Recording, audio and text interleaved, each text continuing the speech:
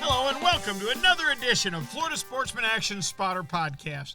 Hey, I'm Captain Rick Riles. This week's podcast is brought to you by Yamaha. Reliability starts here.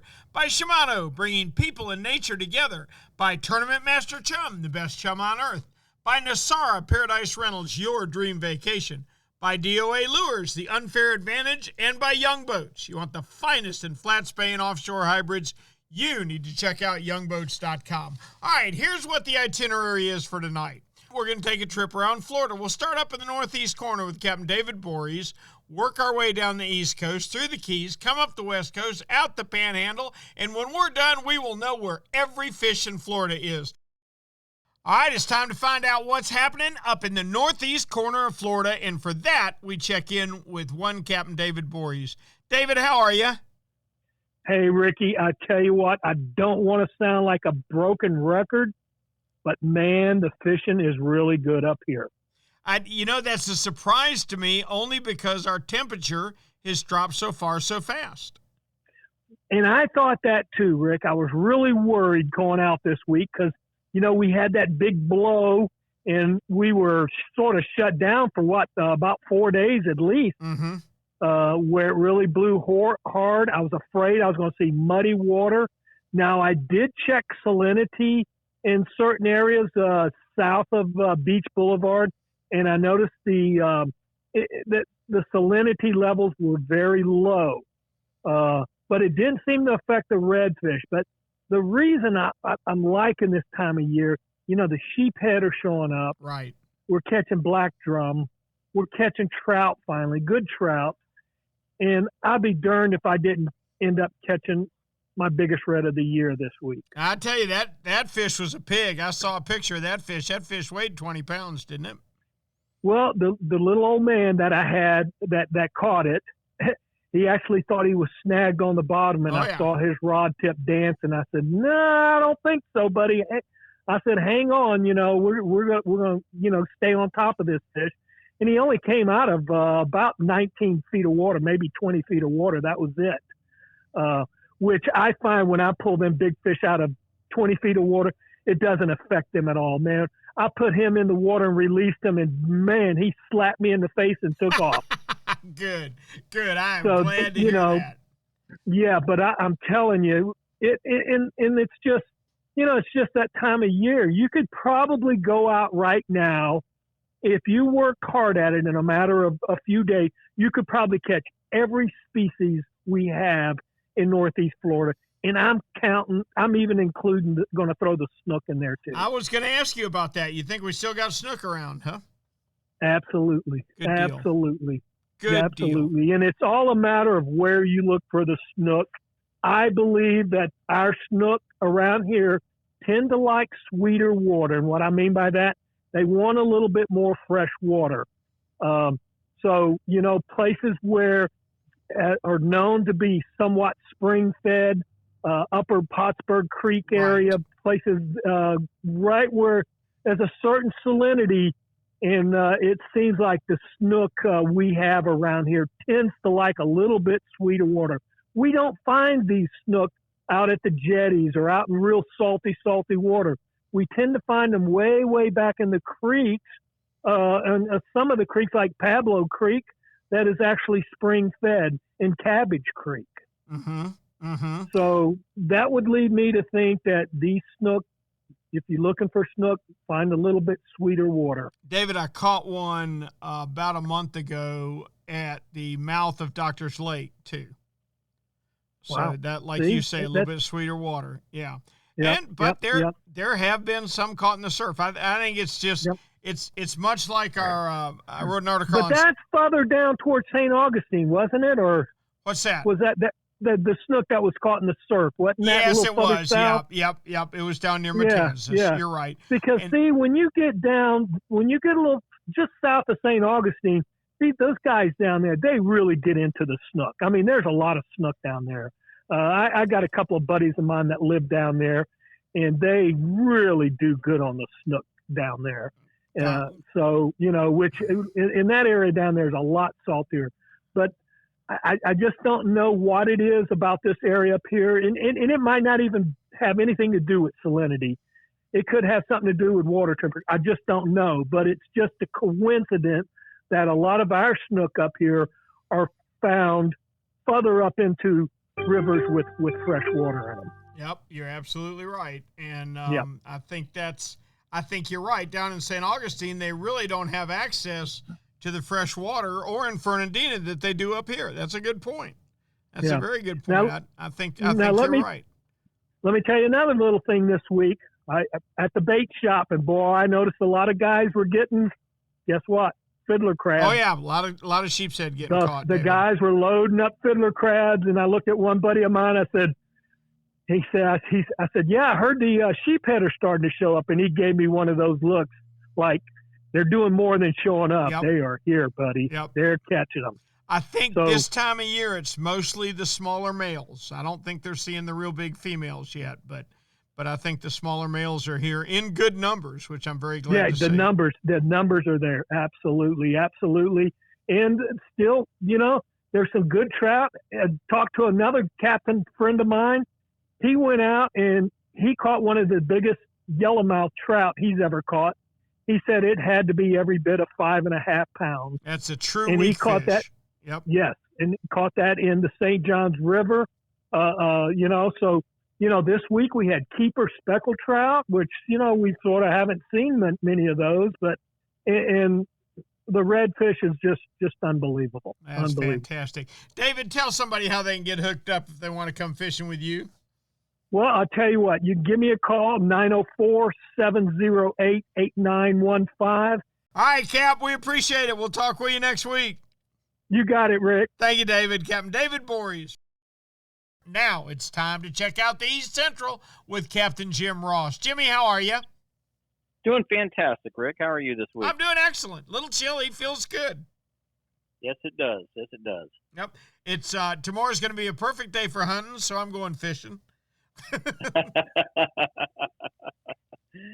Well, down here, last week when we had that cold front come through, everything shrunk, right? Right, I remember. And towards the end of the week, everything started getting bigger again. The warmer weather started bringing out some of the redfish on the flats, and as long as you were not trying to, throw anything that was too aggressive at them, they were fairly receptive. I just went to a little ladyfish spot, caught a handful of ladyfish and a couple of small jacks. Went over to the shoreline. I was sitting in Port St. John. Threw some cut bait out to each side of the boat, some towards the mangroves, some towards the deep water. And, middle of the day, and the redfish were cruising up and down the banks, and that seemed to be the best way to catch them over there. The trout bite is still strong on the drop-offs, especially those in the residential canal areas of Merritt Island, Satellite Beach, Cocoa Beach. A lot of little trout, medium-sized trout up to about 14 or 15 inches. No big trout right now, but lots and lots of small ones. So, it's always a good time whenever you can get out and catch multiple fish. Just a matter of throwing, small jigs and, little paddle tails. Anything that resembles a small finger mullet or a glass minnow is even better. Just seems to be working real good. Mm-hmm. Fly fishermen get a rough knock because, they have to cast with their pinky extended and everybody watched the river runs through it and all this. The truth is there's an awful lot of times, particularly with trout. Trout's one of the fish I'm thinking of. An awful lot of fish are red in real shallow water where the presentation of that fly is so subtle that it's better than just about anything you can throw, isn't it? Oh, I agree completely. Snook are another one. Whenever those fish get real fussy, it's fantastic if you can just, get a little white fly and put it out there, or a little chartreuse back or olive back fly with a white belly on it. Mm-hmm. That is just absolutely fantastic for snook, especially those wary ones that are in high traffic areas where they're just accustomed to seeing all kinds of presentations, whether it be a jerk bait or a topwater plug or even live bait. A lot of times you can fool those fish with just a little tiny glass minnow imitation fly because they're smart. They're not going to be fooled by the average run of the mill lure that comes by them. Yep. Anything going on offshore? Still haven't heard of much offshore at all. Half of the Atlantic's closed down anyway, so it doesn't really matter. Lesser amberjack, almaco jack, rudderfish, American red snapper. List I is don't know getting what else. longer, isn't it? Yep. I know it's I think the guys that are even deep dropping. I don't know what's going on with the tile fish and the yellow edge grouper and those things, but I was talking to a guy the other day. I said, "Hey, have you gone and done any deep drops lately?" And he goes, "No, there's nothing out there to catch, or that you can legally catch." Can legally keep. So I don't really keep up with those deep water species as much as I should, but and of course inshore flounder's closed, trout's closed, snook's getting ready to close here in the Central East region. So, I understand that there's a need for closures. I understand that the fish are on the decline, but I'll tell you, some of the things that our protective bodies within the state are doing are not helping Jim, us in any way, shape, or form. And I'm not going to call anybody out, but we all know. If you and I start on that, we'll be here till a week from Thursday. It'll be a long conversation. The rules are ridiculous. We know that, and they seem to be getting worse as we go along. See recent Goliath grouper regulations. All right, buddy. For an example. All right, partner. Rick, if somebody tells you that I have gone and bought a Goliath grouper permit, put me out of my misery. I've lost my mind. You know what that is? You know what they're selling? God's way of telling you you've got too much money. That's the only reason that you would ever buy a Goliath grouper permit. Thank you. Oh, my goodness. Thank you, buddy. We look forward to hearing from you next week. Thank you, Jimmy. All right. Y'all take care out there, and everybody be safe on the water this week. You got it. Captain Jim Ross. All right, now we're going to hop over, Stuart. Let's get on down to Miami because Alan Sherman's about to bust with a great report for us. Now it's time to go to South Beach and check in with the mayor himself, Captain Alan Sherman. Alan, how are you, buddy? I'm doing just fine. A little tired, but I'm doing just fine. Tired? What's a young boy like you doing getting tired? Well, when you fish 5 out of 6 days in a row, it's like, day after day. And yesterday was a really long day with fishing in Flamingo. I got up at 4 a.m. I didn't get home until 7:30 because of traffic. So, it's a pretty long day. Yep. That would qualify as a long day. That's for sure. Well, give me the results, my man. Tell me about the fishing. All right. So let's start with locally. There's a really cool thing happening. I talked a little bit about last week. We have some big schools of ballyhoo around, and they've been in very shallow water just inside the reef, especially in the Key Biscayne area, from Key Biscayne down to Fowey Light. There's an area in there where the reef comes up and you go from 100 feet up to maybe 60 feet, and then it just starts going up from there all the way to 20 feet. And then you have a long run way back to the shore. But these ballyhoo come into this shallow water, 30 feet, crystal clear, and the sailfish chase them in there, or the sailfish follow them in there. And you can actually sight fish sailfish that way, and the guys have been doing that. But what happened this week is the mahi, of all things, followed these dolphin in. How about that? So there's big schools of ballyhoo in our area, and they've been in as shallow as 20 feet of water just inside the outer reef. And normally it's sailfish that are following these ballyhoo schools, and there are sailfish following them. And you can actually sight fish them if you can get up close enough to the schools. But this week, the dolphin followed them in. No kidding. And to see dolphin in that shallow of water only happens this time of the year. They just get caught up in chasing those ballyhoo from deeper water. They follow them all the way in. And to be chasing a school of ballyhoo yourself and see these dolphin, skyrocketing, not skyrocketing, but porpoising, sure, through the school, it's just not something you would expect to see. That's the awesome. The only problem is they're so keen on those ballyhoo that trying to get them to eat something else is almost impossible. Yeah. So you need ballyhoo to target those fish. That's crazy. The guys fishing the reef for yellowtails, almost every day they're catching dolphin while they're fishing for the yellowtails. And they're cool. fishing 30, 40 feet of water. So that's a really cool thing that's going on. That's way We've got cool. kingfish off the reef. We've got bonitas, blackfin tunas. We've got sailfish also outside of the reef. So there's plenty of action on the ocean side. On the inside, closer to shore, there's mackerel. on the beaches out to 30, 40 feet of water. So there's plenty of action there. Down south off of the shallow water flats, the bone fishing's been really good. There's been shallow water groupers to catch, mutton snappers to catch. And then the freshwater fishing in the glades has been just off the charts with the really nice sized peacock bass, mixed in with some largemouth bass as well. And then in Flamingo yesterday, we had everything except for a tarpon. Now, Alan, will those peacocks bite all winter, or do they get dormant in the wintertime, or does it normally adjust to the temperature? Yeah, no. When it gets cold, they usually shut down. But right now, yesterday the water temperature was 76 degrees, so it hasn't really gotten that cold here. I know up where you are, it's probably freezing, but here it's moderate right now, and the peacocks can handle it. It's just when you get those temperatures that drop down below 50 and stay that way for a while, that's when it really hurts those peacocks. I see. And we haven't seen that in a while. I see. I was saying in Flamingo, we had Goliath groupers, we had snook, redfish, sea trout, lemon sharks, bull sharks. So, South Florida, any kind of fishing you enjoy doing, you can do it right now. How about that? Alan, you and I have been doing podcasts now for coming up on in fact, it's been over 2 years. Do you realize that? Wrong. Well, we've done over How 100. about that?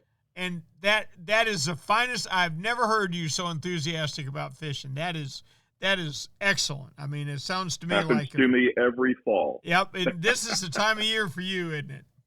It is. Yeah. I got you. Everything's going on. Well, Cap, that's an outstanding report, and I hope give us a number for people who want to come to Miami and catch some real fish. So it's Get 'em Sport Fishing Charters, and my telephone number is 786-436-2064. Talk to you next week. Got it. Thanks, Alan. Take care. Man, that was a great report from Captain Alan Sherman. You don't hear him that enthusiastic every week. Let's see if that excellent action they're having off Miami has carried down to Islamorada. How are you, Captain Bean? I'm doing great, Rick. How you doing? I'm doing good. I want to hear about fishing out of Bud and Mary's.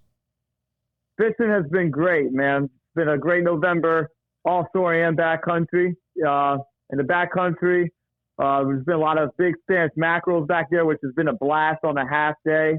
Also, more and more reds have been coming down here. Been also having a consistent snook bite.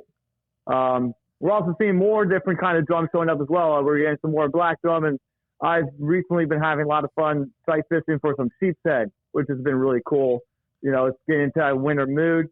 Offshore, we're having some more. Wait, time out. You got me on the sheep's head. What are you throwing at them? So just a little shrimp with a heavier jig head on a small little hook, or just get like a big split shot on a small hook with a little tiny shrimp. You can see them, in clear water and put it right in front of them. But you need that heavy weight so it gets down to them fast before the mangrove snappers eat it. Yep. You've got ever-present mangrove snapper down there. Hey, let me ask you something. You were talking about the Spanish mackerel. Did they cross back and forth? Are they on the West Coast and the East Coast at the same time? Are they in your back country and out front at the same time? I think that they get a little bit more out front closer to the end of winter and spring. It seems like kind of in the fall, earlier winter, they're more in the back, like, in the Gulf. But I know that last year you get a lot of them, kind of coming in now, your Chum slick on the patches. It was like closer to like early spring. You'll see them on the patcheries sometimes in your Chum slick. But, right now, till that time, till, late February, March, you usually see them out in the back country in the Gulf. But yeah, you will see them sometimes out front too, later winter and spring. Gotcha. Okay. All right. What else is going on down there? Well, we're seeing some more sailfish trickle through. I had an afternoon half day a couple days ago. We went 2 for 2 on sails. Good. On the skiff, and also we've been having a good mutton snapper bite.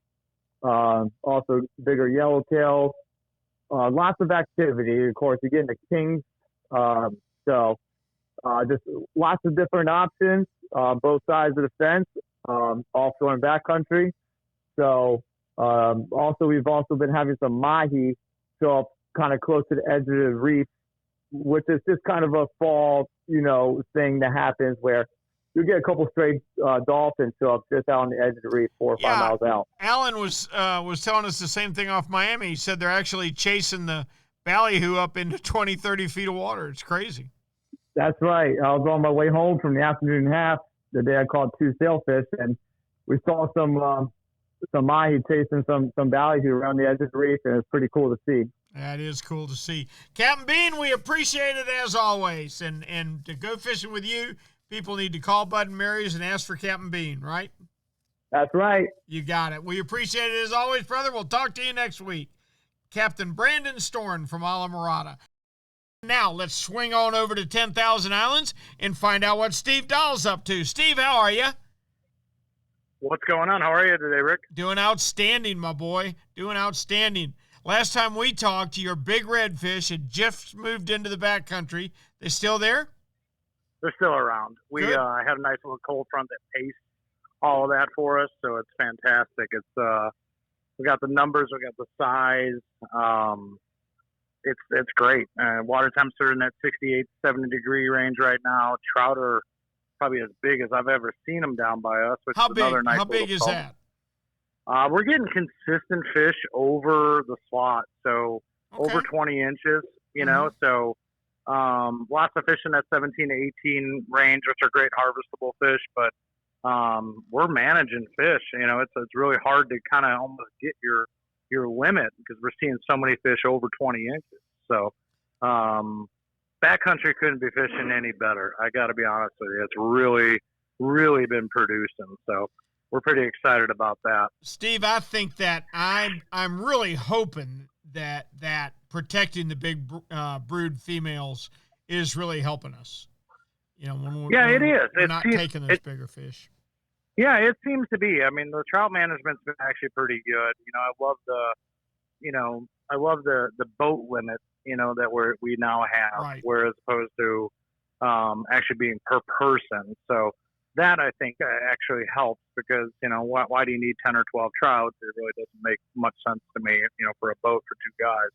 But, and there's plenty of other things. And, the beauty of this time of year, Rick, is, there's so much in play, Once that water temperature comes down, we're catching pompano. You have your, option to catch some pompano. The triple tail bite is finally here. Rick, you know me pretty well, and that's absolutely my favorite thing to do. So this past week, that's really what we've been focusing on is trying to get our trout, some redfish, and then jumping, on the nearshore waters, and, taking a look at crab pots. The sheer numbers of fish is unbelievable. Harvestable fish is, a little bit in, question where, and I think that's good though. We're seeing tons and tons of small fish, multiple fish per buoy. And the fish aren't even that far from, being harvestable. We're seeing a lot of 15 to 17 and a half inchers, some questionable fish where, you're going to have to measure them and, see if you can box that fish. But on the flip side, we're not seeing many fish in that, 18 to 20 range. We're seeing fish in the 23 to 25, which are... That's big fish. Mm-hmm. Those are big triple tails. Those are double-digit fish as far as poundage. 12 to 15 pound fish. So, Steve, I wish that more guys would learn the lesson that we learn from the half-inch too short fish. It should teach us what an impact we have on the fishery. I hear the guys up here all the time, oh, you can go catch 14.5-inch trout all you want. Well, I don't know where they go when they get to 15 inches. Well, I know where they go. They go into somebody's cooler. Yeah, you're right. And we need to learn that we have that impact. When you can catch all the 17.5-inch reds you want and all the 14.5-inch trout you want, it ought to teach you that we do have an impact every time we take a fish out of the water. And by all means, let's take fish out of the water. That's what God put them there for. But let's take what we need, not necessarily what we think would look great in the picture. Yeah, that's absolutely my thing. Our marina's pretty, I try to change. I spend a lot of time at our fish cleaning station, even when I'm not fishing.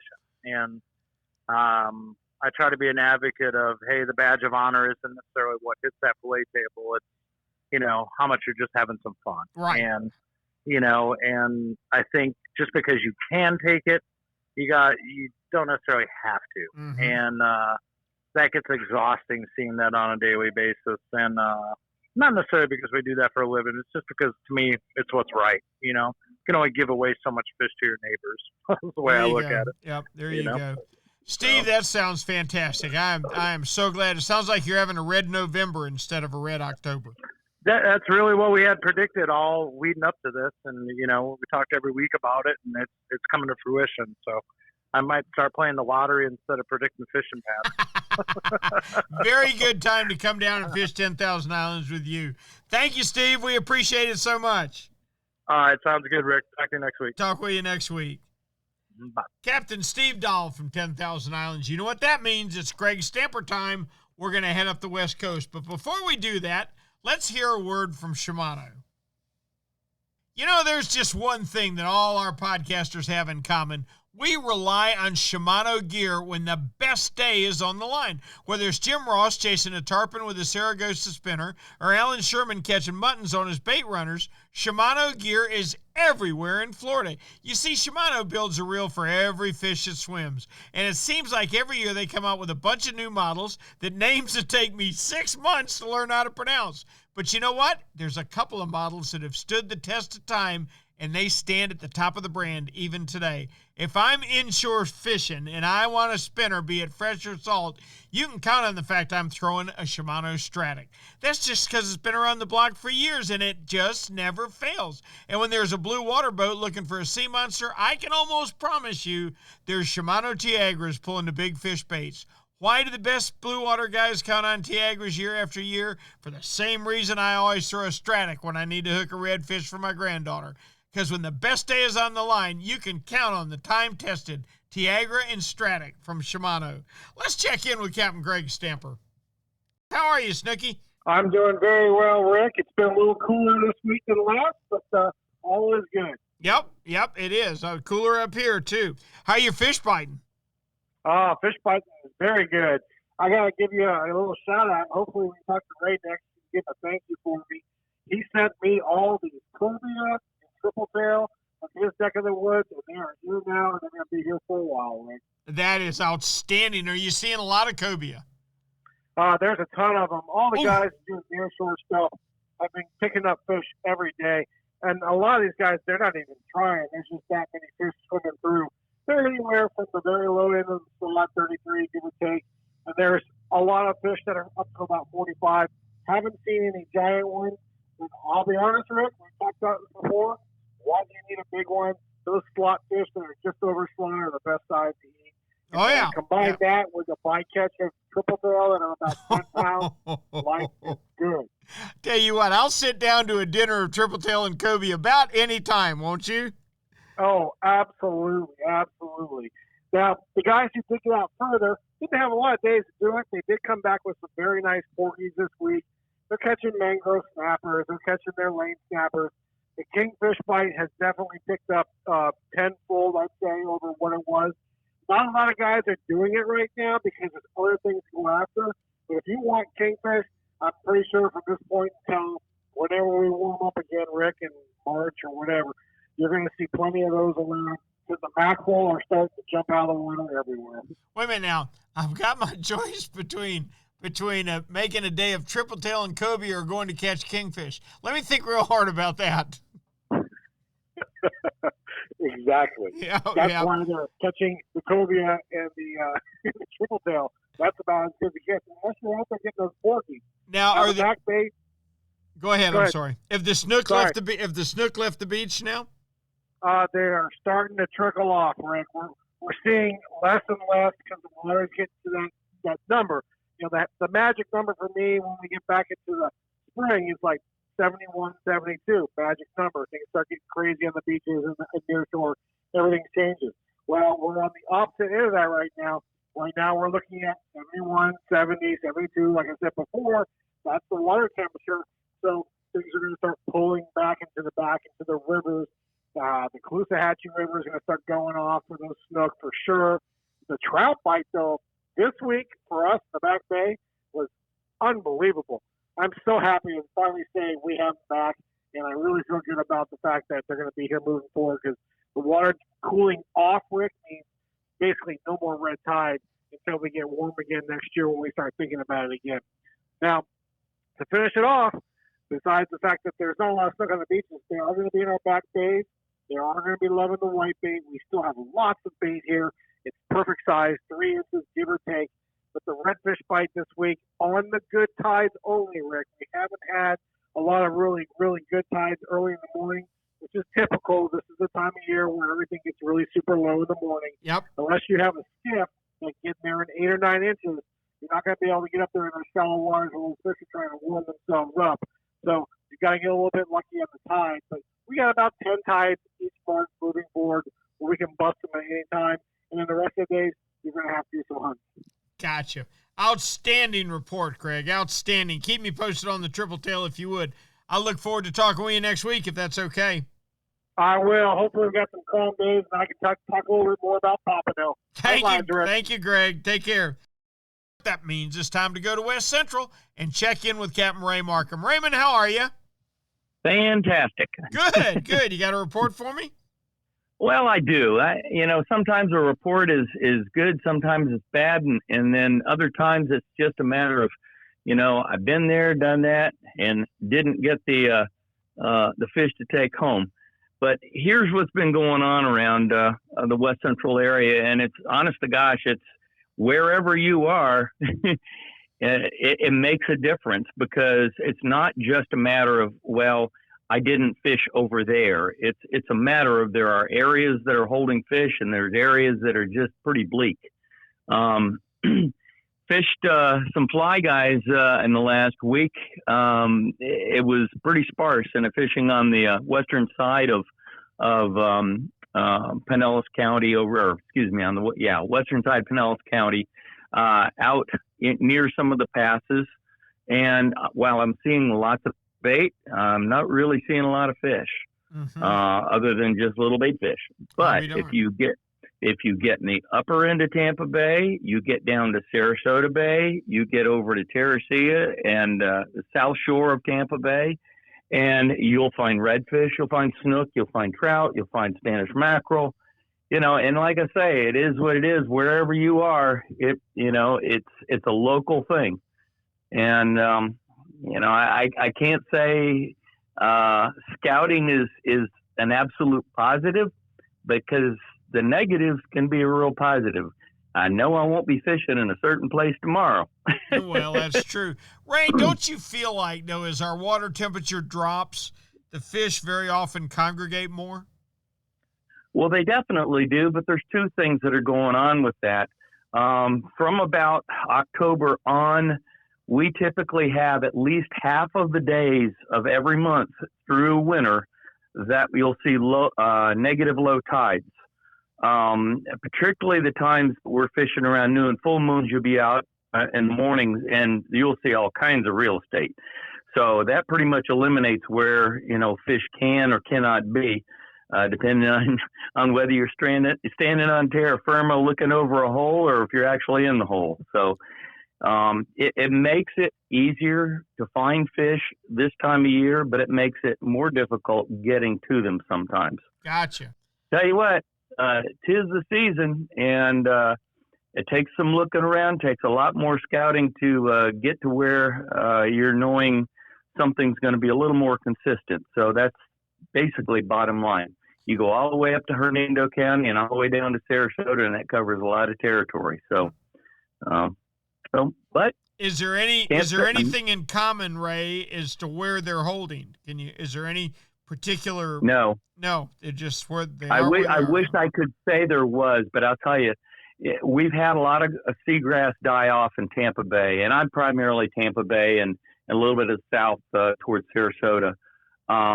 And the inside of Tampa Bay, there's been issues for some time now, and it hasn't really seen a big improvement. But the one thing that Tampa Bay I can say about it being a little bit diverse is that the tides take so long to reach the upper end of Tampa Bay that red tide didn't necessarily make it all the way up there. It might have made it halfway up the bay, but it pushed a lot of fish. So, upper ends of Tampa Bay, Weeden Island, South Shore, any of those rivers on the east side of Tampa Bay, you'll find a happy spot where fish have moved to either escape the red tide or they're going to get comfortable because of the water temperature changes. Gotcha. Perfect. That's just what we needed. Thank you, Ray. Yeah, we really look forward to checking with you next week, if that's okay. Yes, sir. Absolutely. All right. Thank you, buddy. Captain Ray Markham. You know what Yamaha Outboards love? The genuine formula and consistency of Yamalu marine engine oils. Outboards are subjected to punishing conditions like high loads, salt, and humidity, a mix that automotive oils can't handle. Yamalu full synthetic and marine performance formulas are certified to protect against friction and corrosion for reliable performance every time. Find Yamalu marine oils at your nearest Yamaha Outboard dealer. Locate them at yamahaaoutboards.com/dealers. Yamaha, reliability starts here. Hey, Raj, being consistent is a mark of a quality product. If you've been Florida's #1 chum for over 10 years, there's got to be a reason. For 10 years, Tournament Master Chum has lived up to its name. That's why more tournament pros insist on Tournament Master than any other chum. It's the only chum with Menhaden milk mixed right in. That means it gets the scent out faster and deeper than any other brand of chum. It comes in a grind size for every species from kingfish to catching bait. Your fishing time is way too precious to you second-rate chum. Bring the action to you by insisting on Tournament Master Chum. It's worth every penny. When you're ready for the finest in custom-made flat spay or inshore-offshore hybrids, you are ready to meet the Young family in Inglis, Florida. For over 21 years, the Young family has built custom boats one at a time for every type of fishing. Nothing can sneak up on a flat quite like the Gulf Shore flats boats, and I've never fished a better hybrid than the Young 24s and 27s. Rob Young is a naval architect who takes tremendous pride in each and every build for each and every customer that wants their boat custom built exactly the way they want it. Is it time for you to move up? Are you ready to own the finest boat built? Then you need to visit the Young Boat Facility in Inglis, Florida, or check them out online at youngboats.com. Our thanks to Ray Markham for a great West Central report. Now it's time for one of my favorite stops of the evening. I love to pull up a chair on the front porch of one William Toney in downtown Homosassa and talk fishing. How we doing, William? Doing good here in downtown Homosassa. We got a nice, crisp evening out here after a couple fronts, but you know what? It's just beautiful, and there ain't no gnats. Yep, there ain't no gnats. Thank goodness. I hope it doesn't last long, but I hope we get a freeze enough to kill the gnats this year. We don't have so many for a while. That would be a pleasant surprise. It'd be good, but I don't know. Even if we get freezes here, I think they're immune to it. It just makes them more hyper. I don't know. So, there's always the gnats, and they always seem to come out if I have to clean them, mess the sheep's head or something hard. Yep. Well, William, tell me about your fishing. How's it been this week? Well, you know what? We've had a couple big fronts, Rick. Nothing in the freezing mark, but we've had a couple 40-degree nights, upper 40s. But this is what's happening here on the Big Bend. Our trout bite has been very good, but it is in tight locations like I talked about last week. So when you do catch a couple fish, you want to stick in that location. And the biggest draw for our trout is finding that rock grass. Now, that rock grass, which I've wrote, fishing reports for years, and I've been corrected many times. I used to call it kelp. Technically, it's not kelp. It's a sargassum type of weed. But when you fish that and you catch a trout right now, you want to stick with it. And lately I've threw some popping corks, but here as of, this coming week, I have caught them more just throwing a straight jig, fishing it near the bottom. Now, the river bites have picked up, catching a lot of black drum and some redfish in the river and some sheepshead. And the nearshore rocks, there's still a few grouper that we've been getting, but the sheepshead are starting to make a push out toward that deeper water. We had water temperatures down into about 64 degrees this past week here in Homosassa, and that's surface temperature. But, as we get a little further north up toward Cedar Key and Steenahatchee, that's probably going to drop another degree.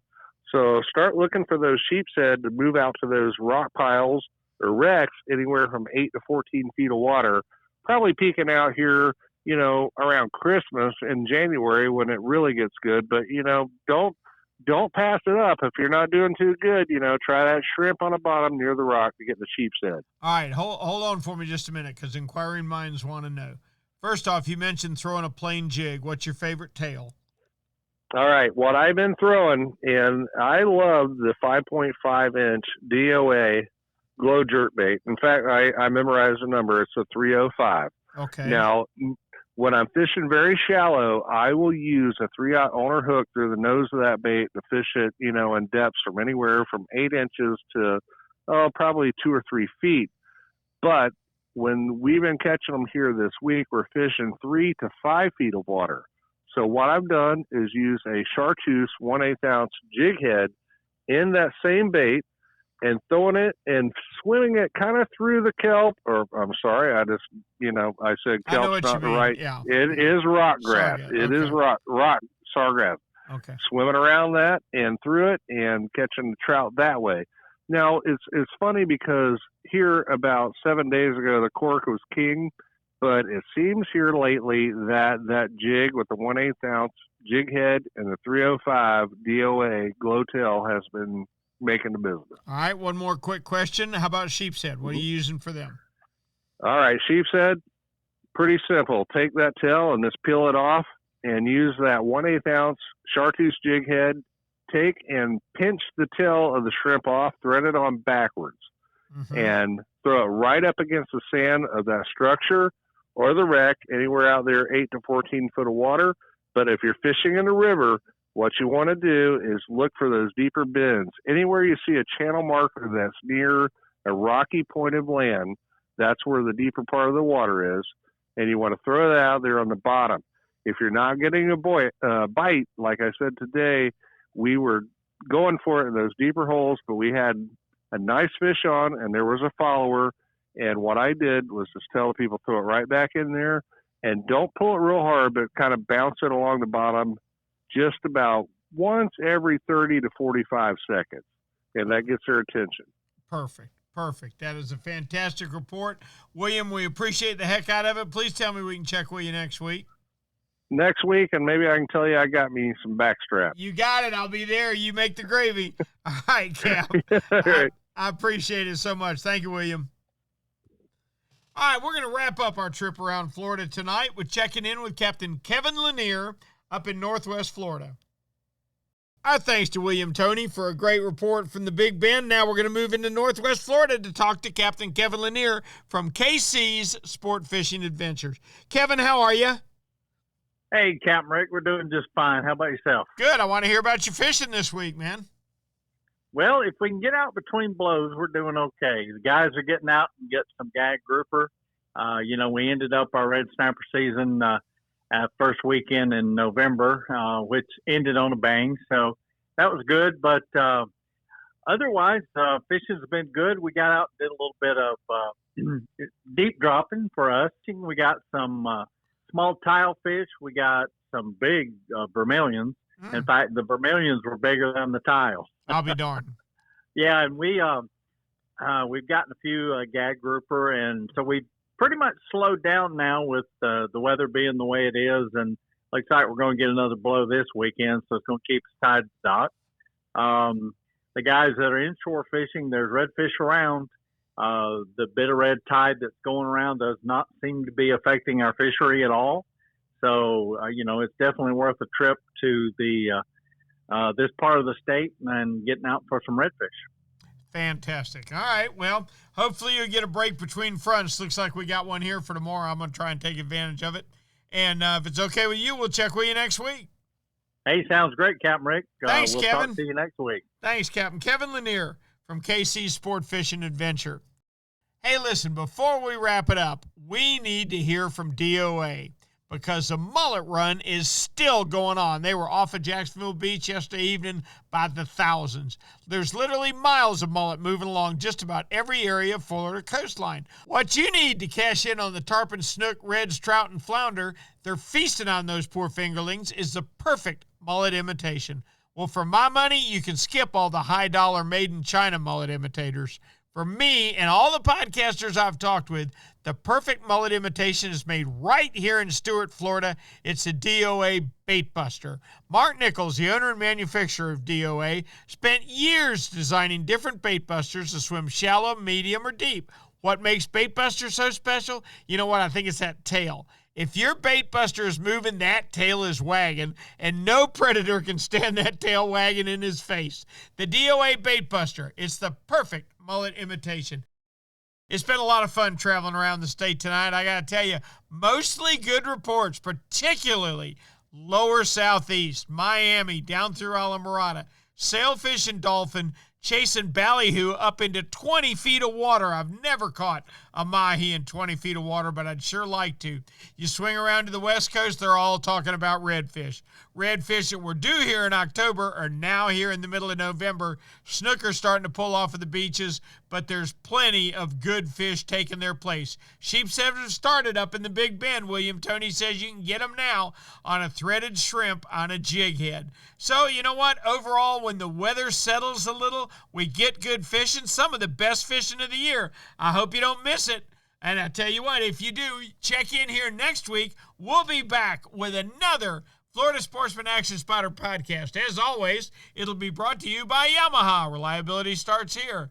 By Shimano, bringing people and nature together. By Tournament Master Chum, it's the best chum on earth. By Nosara Paradise Rentals, your dream vacation. By D.O.A. Lures, the unfair advantage. And by Young Boats. You want the finest in flat spay and offshore hybrids? Check out youngboats.com. Until next week, for Florida Sportsman Magazine, I'm Captain Rick Riles, and we'll see you on the reef.